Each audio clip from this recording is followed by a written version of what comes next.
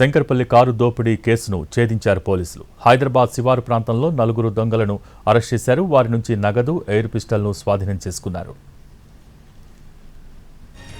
రంగారెడ్డి జిల్లా చేవెళ్ల మండలం కొత్తపల్లి సమీపంలో నిన్న సినీ పక్కీలో జరిగిన దారి దోపిడీ కలకలం రేపింది. స్టీల్ వ్యాపారి కారును దుండగులు మరో కారులో వెంబడించారు. ముందు ప్రయాణిస్తున్న కారును స్విఫ్ట్ డిజైర్తో ఢీకొట్టారు. రాళ్లతో కారు అద్దం ధ్వంసం చేశారు. కారులో ప్రయాణిస్తున్న వ్యక్తుల కళ్లలో కారం కొట్టి క్షణాల్లో 40 లక్షల రూపాయలను దోపిడీ చేశారు.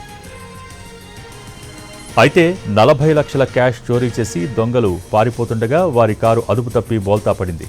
దాంతో భయపడిపోయిన దుండగులు కారులో కొంత డబ్బు వదిలేసి మరికొంత నగదు తీసుకుని పారిపోయారు.